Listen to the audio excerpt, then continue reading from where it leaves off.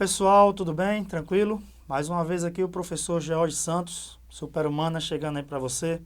Vamos dar sequência ao nosso trabalho e hoje estamos trazendo aqui uma temática muito interessante, que é acerca do imperialismo norte-americano ou do imperialismo dos Estados Unidos no século XIX e no século XX, principalmente em relação ao continente americano, tá certo?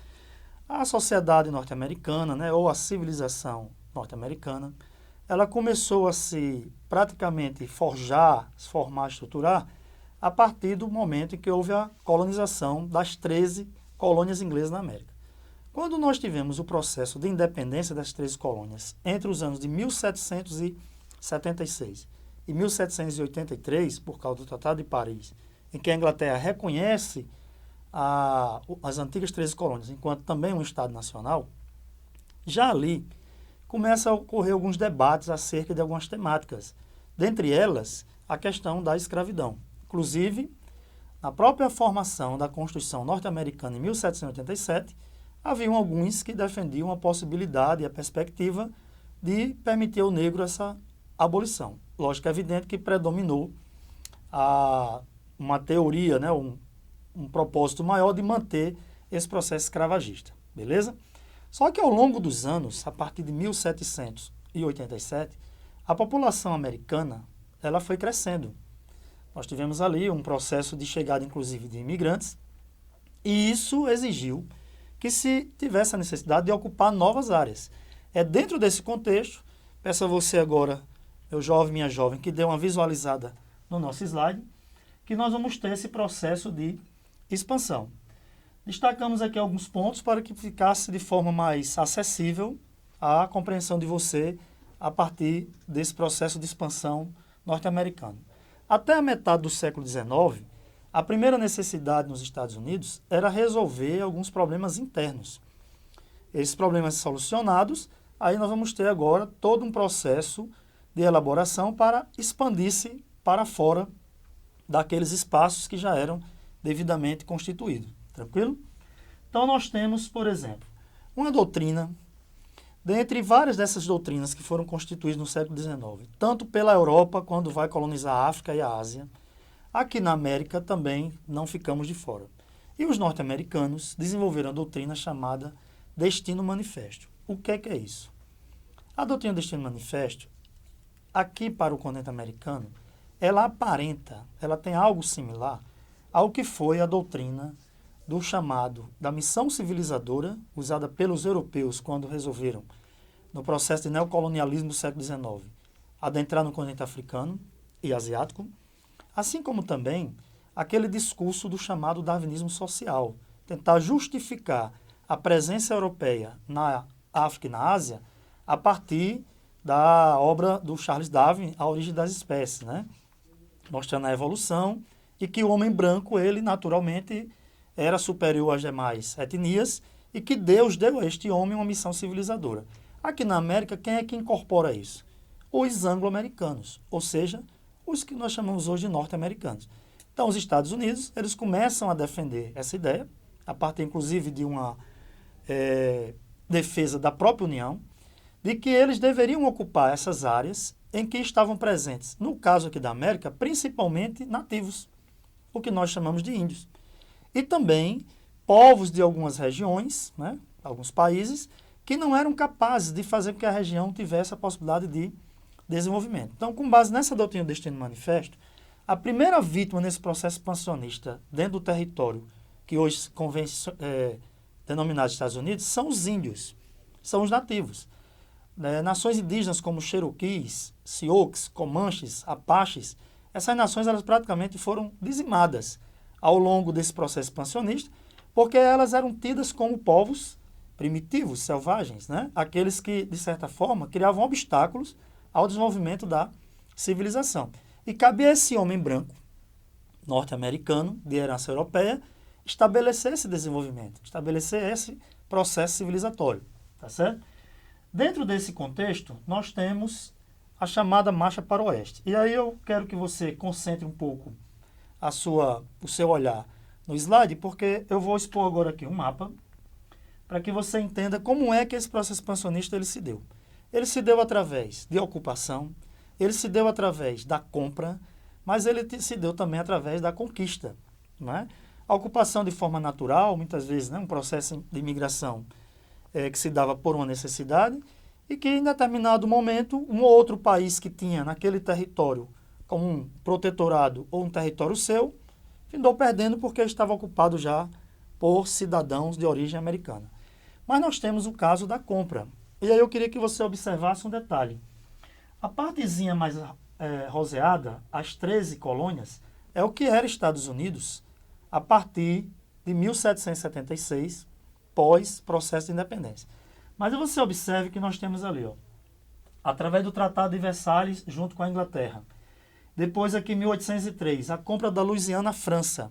Observe a data, 1803 é o ano em que, na Europa, o Império Napoleônico está num processo expansionista. E naquele momento, a França precisava de recursos para poder enfrentar inimigos que existiam na Europa, em particular a Inglaterra. Então, o que é que os franceses fizeram? Cederam, venderam esse território para a União Americana. Em troca disso, receberam recursos para investir numa guerra expansionista dentro da Europa. Por outro lado, você tem a região da Flórida, que pertencia à Espanha, 1819, né? E que também tiveram alguns problemas financeiros em decorrência das guerras napoleônicas, e para tentar se recuperar disto, venderam esse espaço que não ocupavam, apesar de ter ali uma espécie de espaço de protetorado. Então é importante que você visualize que esses territórios foram comercializados, entregues em troca de algumas indenizações aos norte-americanos, porque essas nações também passavam por determinadas situações no continente europeu e por isso mesmo tensionaram negociar esse espaço com os Estados Unidos. Observe que a terra, ela não se reproduz, não é verdade? Então, como é que eu vou estender um território, professor? Só existe uma forma. Ou você conquista através da guerra, ou você ocupa. No Brasil, por exemplo, nós temos o caso do Acre, em que na época, né, do grande boom das seringueiras, no momento da borracha, nós tivemos vários cidadãos brasileiros migrando para ali. E quando a Bolívia abriu o olho, aquele território já estava praticamente ocupado por brasileiros. Então você tem também a questão da ocupação. Mas tem também a questão da usurpação, de você conquistar através do processo de guerra, né, do imperialismo mais militarizado. Tranquilo? A região da Califórnia, Texas, foram áreas que foram ocupadas e que pertenciam ao México, e que em processos, inclusive, de conflito, o México perdeu os territórios e tiveram que aceitar, em determinadas situações, também indenização para que pudesse não ter uma perda tão generalizada. Voltemos um pouquinho aqui para o slide anterior. 3 pontos destacamos nesse processo de expansão. O primeiro deles, sociais. Houve um crescimento populacional, inclusive com chegada de imigrantes europeus aqui na América, né, em decorrência de conflitos que existiam na Europa. E esses indivíduos, eles vão ser estimulados a ocupar novas áreas, porque as áreas centrais, tanto da região norte, com práticas já manufatureiras, e a região sul, com todo aquele processo da plantation, do açúcar, do fumo, do algodão, elas já estavam bastante ocupadas, né? Então era preciso empurrar essa população que chegava ou que crescia para ocupar novas áreas. O grande intuito dos norte-americanos, ou dos americanos, era levar o território até o Pacífico. Então você estendê-lo ele do Atlântico ao Pacífico, porque isso daria a possibilidade de você ter saída, não só pelo Atlântico, mas também pelo Pacífico. Um processo, além naturalmente de conquista de riquezas internas, também facilitaria esse processo de exportação, tá certo? Economicamente, né? Aquisição de terras, e aí entra um ponto importante, o chamado Eldorado, que foi uma expressão utilizada na época para se referir à Califórnia, a corrida em busca do ouro. As pessoas imaginavam que ficariam ricas e muitas delas voltariam para áreas mais urbanizadas e ali poderiam ter uma vida mais tranquila. Então você vai ter imigrante, você vai ter milhares de americanos que migraram de locais onde já residiam para a região da Califórnia em busca desse ouro. Essa corrida levou o México a ter perdas, porque o território da Califórnia atual pertencia ao México. E o aspecto ideológico, que nós fizemos há pouco, com a questão da doutrina do destino manifesto, certo? Os índios, né? Como é que os índios eles foram vítimas nesse processo? Nós temos aí expostos as chamadas guerras indígenas. Observem que um dos aspectos que vai caracterizar a situação foi uma lei instituída em 1830, que dizia o seguinte, que todas as comunidades indígenas que habitavam a leste do rio Mississippi deveriam ser repassadas ou transportadas ou levadas para a parte oeste. E essa migração dos índios de forma forçada, ela vai levar muitos desses indivíduos à morte, inclusive por hipotermia, porque eles caminhavam quilômetros de distância, né, a pé naturalmente, e tiveram que enfrentar alguns momentos de estação bastante inóspita, como a questão do frio. Aqueles índios que não aceitaram, professor, sair da região leste do rio Mississippi e para a região oeste. Esses aí sofreram com a violência das diligências da cavalaria norte-americana, né? Ou da cavalaria da União, que vai se utilizar da força para removê-los dessa região. Então você tem uma situação também de extrema violência para com essas comunidades indígenas. A chamada Trilha das Lágrimas, ela é um fato lembrado pelos historiadores norte-americanos, que trata justamente disso que eu acabei de comentar, né? Essa trilha, milhares de quilômetros que esses nativos eram obrigados a ter que caminhar para abandonar regiões que era do interesse imediato, interesse mais ligado à atividade explorativa e comercial por parte da União Norte-Americana.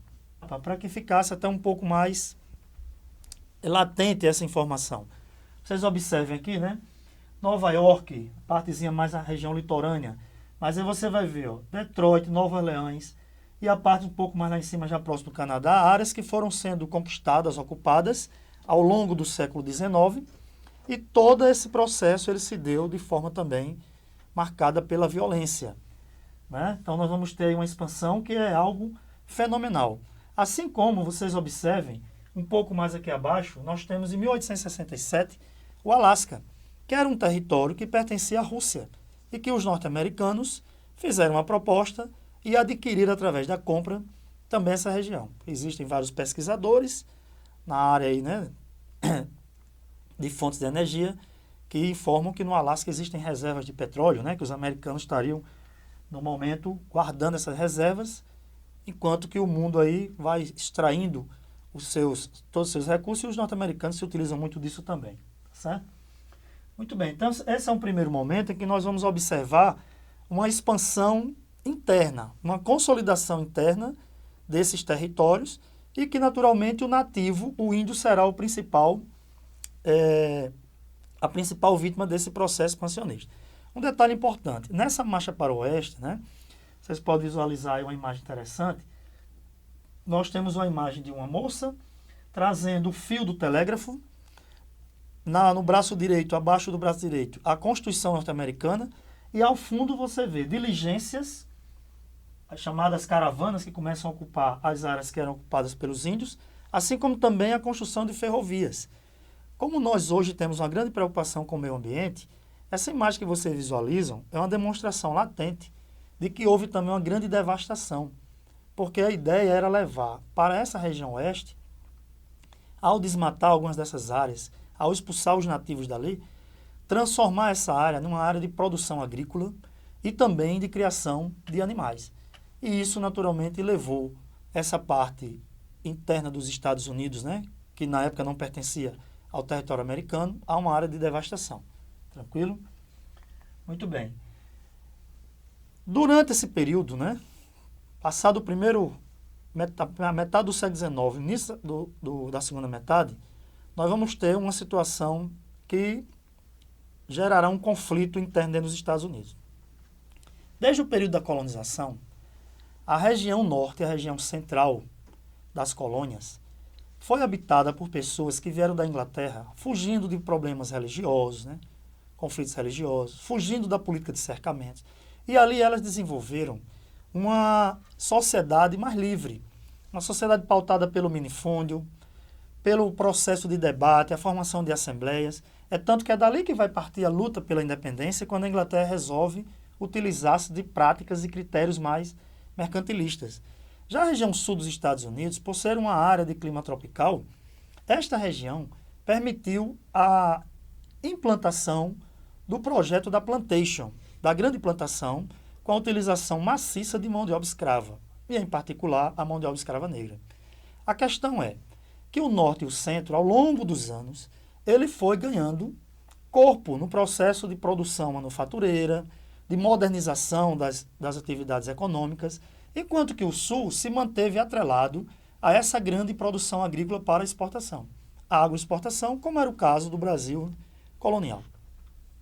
Por volta aí da metade do século XIX, o Norte e o Centro começam a fazer investimentos mais vultosos para ocupar a região Oeste e ali ampliar ainda mais esse projeto expansionista ligado à manufatura e indústria. Era interessante você ter um mercado interno que pudesse consumir também os produtos que eram gerados pela produção manufatureira do Norte e do Centro. Não interessava isso a região Sul, porque o Sul tinha basicamente ali um projeto de manutenção dessas relações agroexportadoras, né? E com base na mão de obra escrava. Alguns membros da elite do Sul também reclamavam o seguinte: por que ao invés da União aplicar recursos vultosos na ocupação do Oeste, por que não destina parte desses recursos para também modernizar a economia do Sul? Naturalmente, o interesse da elite do Norte era transformar aquele parque manufatureiro num parque industrial e trazer aquele mercado consumidor do Sul para os produtos que eles geravam. Até porque boa parte da elite do Sul importava produtos manufatureiros da Europa, em particular da Inglaterra. Certo? O que é que começou a acontecer nesse pequeno atrito entre Norte e Sul? Primeiro, nós tínhamos uma população que crescia na região Norte e na região Sul. Por outro lado, na região Norte, essa condição de liberdade, essa possibilidade de você ter um eleitorado livre que poderia se transformar em alguém que garantiria um aumento da participação política no parlamento americano, no Congresso, era muito maior. O que faz com que a representatividade política do Norte e do Centro no Congresso seja maior do que do Sul. É tanto que houveram propostas na época da elite sulista querer votar de forma diferente, ou seja, eu sou um latifundiário e escravagista, então o meu voto ele teria uma diferença em relação ao voto do homem branco do Norte, porque eu tinha 100 escravos. Então, como se o fato de eu ter 100 escravos, o meu voto valeria 2 ou 3, para tentar equiparar com os indivíduos do Norte. Isso aí, logicamente, evidente, não foi aceito. Então, o Sul sempre ficava em desvantagem eleitoral, porque boa parte da população do Sul era negra, escrava. Consequentemente, não podia participar do processo seletivo. E aí vem as situações que são consideradas mais cruciais. O que é que o Norte fez a partir do fato de estar à frente do poder da União? Estabeleceu taxas protecionistas. Aumentou taxa de alfândega para produtos primários produzidos nos Estados Unidos, para impedir que esses produtos, ou essas mercadorias ou matérias-primas, pudessem ser exportadas. Era uma forma de forçar o Sul a oferecer a matéria-prima, como por exemplo o algodão, de forma mais barata para a indústria do Norte. E aí impediria que esse algodão saísse para o mercado europeu. O Sul não aceitou isso, porque essas taxas protecionistas beneficiariam a indústria do Norte, mas prejudicaria os produtores de algodão e de outras matérias-primas da região Sul. Então aí você já tem uma divergência. E essa divergência ela ganhou corpo. E de certa forma, né, levou os Estados Unidos a um processo de guerra civil, quando foi eleito para presidente, na década de 60 do século XIX, um nortista chamado Abraham Lincoln. Ali ficou claro para a elite do Sul que as medidas que seriam tomadas à frente do governo da União prejudicariam de forma latente os interesses econômicos dessa elite. Foi aí que alguns estados, né, nos Estados Unidos, diferente do Brasil, que apesar de ter instituído a República, o Brasil estabeleceu uma autonomia que de fato na prática não existe, mas nos Estados Unidos os estados eles têm certas autonomias, os estados começaram a se rebelar. E alguns deles, Carolina do Norte, Carolina do Sul, né, Virgínia, New Hampshire, começaram a se autodeclarar independentes da União. A Constituição dos Estados Unidos da América, de 1787, ela é muito clara em relação a isso. Não se permite a secessão. É proibitiva a separação. Nenhum daqueles estados pode se separar da União, como a nossa também não permite. Portanto, o que é que nós vamos ter entre 1861 e 1865? Uma guerra civil dentro dos Estados Unidos, que é chamada de guerra de secessão, porque secessão é separação, pelo fato dos estados do Sul terem organizado e se autodeclarado independentes da União Eles formaram, que vocês podem visualizar na letra E, os Estados Confederados, né, da América. Criaram uma bandeira que tinha as cores vermelho, azul e branco, embora, né, a posição da bandeira diferenciava um pouco da bandeira norte-americana. E isso foi considerado crime. É aí que nós vamos ter a guerra. A guerra ela dura de 1861 a 1865. Tivemos um saldo de cerca de 610 mil homens mortos. A devastação de boa parte da produção e da área agrícola do Sul, embora trouxe um lado positivo, né? O projeto do Norte, esse projeto industrial modernizante da economia americana, saiu vencedor. Por um lado, foi interessante porque os Estados Unidos entrou também no rol dos países industrializados, como acontecia com a Europa. O Sul teve um desgaste enorme, né? Boa parte da sua produção, da sua área rural foi devastada pela guerra. E também nós vamos ter nesse momento dois aspectos muito importantes. Foi feito durante o período da guerra, em 1862, eu chamo sua atenção aqui para essa setinha abaixo da letra F, o nome Homestead Act, que é a chamada Lei de Povoamento, que foi feita nos Estados Unidos, e ela pode ser comparada com a Lei de Terras feita no Brasil, em 1850, né? Só que aí você observa uma diferença. Quando você vê aqui os nossos colegas professores de História do Brasil falar sobre a Lei de Terras, eles deixam bastante claro que essa lei foi feita com base nos interesses latifundiários brasileiros para impedir que imigrantes que chegavam ao Brasil, como os italianos, e a posteriori os negros, já que já tínhamos iniciado o processo de campanha abolicionista, pudessem ter acesso à terra e que se mantivesse o processo do latifúndio, como infelizmente continua no Brasil. No caso aqui dos Estados Unidos, não é esse o objetivo. Qual é o objetivo aqui? É permitir que imigrantes que estão chegando naquele território possam adentrar, ajudar a União a expandir-se. Cada indivíduo desses que tivesse coragem de adentrar nesses territórios, a União ela iria oferecer, inclusive, apoio logístico, principalmente militar. Chegou-se, dentro desse processo da lei, a vender terras consideradas públicas por um valor irrisório, $1, por exemplo. É tanto que vários cidadãos americanos que já viviam em certas áreas migraram para essas novas áreas em busca dessa posse dessa terra, diferente do que aconteceu com o Brasil, tá certo? Muito bem. Mas também temos aí uma consequência muito positiva. Os Estados Unidos da América, a União, ela publicou a 13ª emenda, onde se estabeleceu nessa 13ª emenda da Constituição Americana a abolição da escravatura. A 14ª emenda foi feita para garantir uma certa igualdade jurídica perante a lei entre negros e brancos. E a 15ª emenda vai dizer que não pode haver discriminação entre aqueles que se candidatam, possivelmente seriam eleitos, e que são eleitores. Isso estava na lei, está lá no papel. Infelizmente, na prática, não foi isso que aconteceu, certo? A elite branca do Sul, que se sentiu violada nos seus direitos, né, com a derrota, e jamais aceitou, jamais incorporou a possibilidade de um homem negro escravo também ter cidadania como um branco. O que é que essa elite branca fez? Ela estabeleceu um processo de segregação racial. A mesma coisa que nós vamos perceber acontecer na África do Sul e que levou um cara como Nelson Mandela à prisão por lutar contra o apartheid, nos Estados Unidos da América isso se efetivou. Principalmente depois da Guerra de Secessão. É algo negativo da história americana e que até hoje tem que ser combatido, né? Nós temos aí várias personalidades americanas, inclusive negras, que lutaram contra isso, como o pastor Martin Luther King. Se não se imaginava nunca que os Estados Unidos teriam um negro como presidente.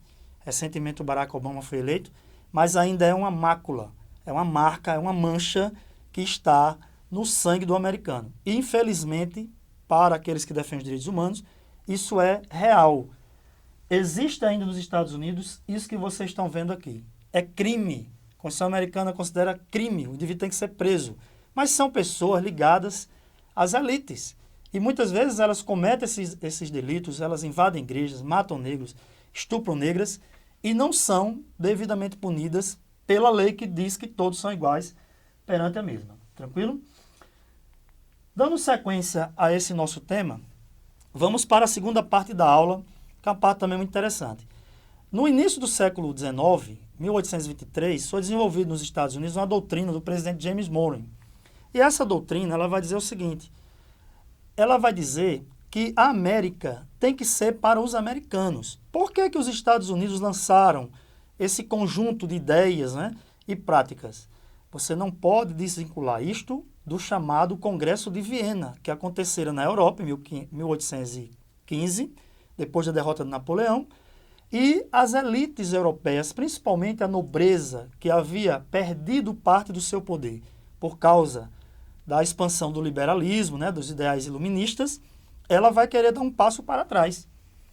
E os norte-americanos, ou americanos, eles temiam que a Inglaterra, por exemplo, com base no princípio da restauração e da legitimidade que estava lá no Congresso de Viena, se utilizasse da Santa Aliança, que era um braço militar, para recolonizar os Estados Unidos. Como na época nós já tínhamos aqui várias outras colônias lutando pelo seu processo de independência, de emancipação, principalmente as colônias, antigas colônias espanholas, os Estados Unidos lançam essa doutrina para ter uma aliança com todos esses outros entes nacionais e lutem contra a presença europeia, a intervenção europeia na América. Essa doutrina Monroe, né, que é a frase diz América para os americanos, depois alguns estudiosos diziam que o presidente James Monroe não completou a frase, mas depois foi se mostrando, através de práticas americanas aqui no continente, somente práticas intervencionistas, que a América era para os americanos do norte, tá certo? Nós vamos vendo aqui alguns acontecimentos que isso nos leva a crer que fazia um certo sentido. E no final do século XIX, aí vem uma doutrina que ficou clara a necessidade intervencionista norte-americana do nosso continente, que é a doutrina lançada por um presidente chamado Theodore Roosevelt. Cuidado para não confundir. Theodore Roosevelt é da doutrina do Big Stick. Franklin Delano Roosevelt é lá do New Deal, que vai ajudar a tirar os Estados Unidos da crise econômica. E para este presidente e seus conselheiros, né, aqueles que o acompanhavam, era preciso falar macio com os vizinhos da América Latina, mas quando necessário fosse, utilizasse de um porrete, ou seja, da força. Alguns autores chamam isso de corolário Roosevelt. Vocês podem observar aqui no slide, na imagenzinha, né? O presidente Roosevelt com um porrete na mão, parece um taco de beisebol, e ele puxando uma filinha de embarcações com o nome de alguns países que se localizam aqui na região do Caribe. Todas as vezes que os interesses dos Estados Unidos estivessem sob alguma ameaça, qualquer interesse americano estivesse sendo questionado, os Estados Unidos deveriam utilizar-se da força. Porque eles entendiam que alguns países latino-americanos não tinham maturidade, não tinham a capacidade técnica, conhecimento para ajudar a América a evoluir. Então, caberia aos Estados Unidos estar à frente disso. E aí temos alguns exemplos nessa situação. Cuba foi uma colônia espanhola. Entre 1896 e 1898, os cubanos, né, lutaram pelo processo de independência. Em determinado momento foram violentamente reprimidos pela coroa espanhola, mas ali por volta do final de 1897, início de 1898, com a ajuda norte-americana, conseguiu romper os laços com a metrópole espanhola. Isso foi importante, foi. Só que os Estados Unidos fizeram um processo intervencionista em Cuba. Já em 1902, nós vamos ter, através de uma emenda, que é chamada Emenda Platt, os norte-americanos anexaram à Constituição cubana uma lei onde dizia que os Estados Unidos, quando o seu interesse estivesse em jogo, os Estados Unidos teriam o direito de intervir na ilha. Um exemplo disso, o fato dos norte-americanos terem praticamente dominado uma baía em Cuba. A chamada Baía de Guantánamo, né, que tem sido utilizado nos últimos anos pelos norte-americanos como espécie de presídio para, entre aspas, terroristas. Não estou dizendo que não tenha terroristas, mas alguns são acusados e sem provas muitas vezes é levado para lá. Eu me lembro que o ex-presidente Barack Obama dizia que ia fechar aquela prisão, mas não conseguiu, né? O Congresso é muito forte, o Congresso dos Estados Unidos. Então a Baía de Guantánamo ficou praticamente sob o controle norte-americano, certo? Apesar de 1930, a emenda ela perdeu um pouco o seu efeito, mas a base americana continua até hoje, beleza? O Panamá, gente, o Panamá era um território de um país chamado Colômbia. A Colômbia resolveu construir um canal para facilitar a passagem de mercadorias do Atlântico para o Pacífico e os norte-americanos buscaram uma aliança econômica. A Colômbia não quis essa aliança econômica. Ela queria construir e depois cobraria, né, pedágio, valores para quem tentasse passar por aquele território. que é que os Estados Unidos fizeram? Instigaram a população do Panamá a um processo de separatismo. Treinaram a turma lá, botaram armas na mão, o Panamá conseguiu romper com a Colômbia. Independente, sem nenhuma estrutura. Quem é que constrói o canal? Estados Unidos. Quem é que controla o canal? Estados Unidos. Porque facilita a integração entre Atlântico e Pacífico. Apesar de hoje, né, século XXI, o canal está sob administração panamenha, mas há uma influência muito grande das grandes empresas norte-americanas ali e também do governo norte-americano. Tranquilo? Então, Big Stick importante, porque é o momento em que os Estados Unidos começam a fazer um processo intervencionista. Para a gente finalizar a aula, concluir, vamos dar uma relembradazinha nesses pontos. Então, professor, acerca do imperialismo estadunidense no século XIX, o que é que eu tenho que ter bem claro na minha cabecinha? Algumas doutrinas, como o Destino Manifesto, a doutrina Monroe, a política do Big Stick.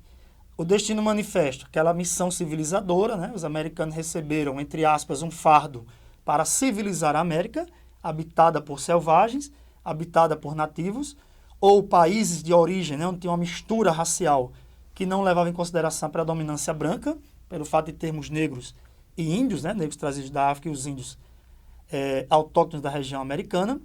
Importante, a doutrina Monroe, a defesa da América perante os interesses europeus. Isso tem a ver também com o fim das guerras napoleônicas na Europa, o Congresso de Viena, mas depois se mostrou claro que o interesse dos Estados Unidos era intervir no continente americano. Isso ficou muito latente com a política do Big Stick, no final do século XIX e início do século XX, em que os norte-americanos começaram a fazer intervenções em alguns países da América, né? Cuba, citamos o exemplo, Panamá também. E a Guerra de Secessão, que a Guerra de Secessão ela foi muito importante porque ela vai praticamente garantir um projeto modernizador da indústria e que vai transformar os Estados Unidos também, ao longo dos anos, numa grande potência econômica, né? Ao ponto, inclusive, de se fazer valer diante das nações europeias. Tranquilo? Não deixe de ler o e-book, resolva as questões. Caso tenha dúvida, nós temos um canal onde você pode tirar sua dúvida. Concentre-se aí e vamos à vitória. Essa aprovação do Enem é sua e é nossa. Beleza, galera? Um grande abraço.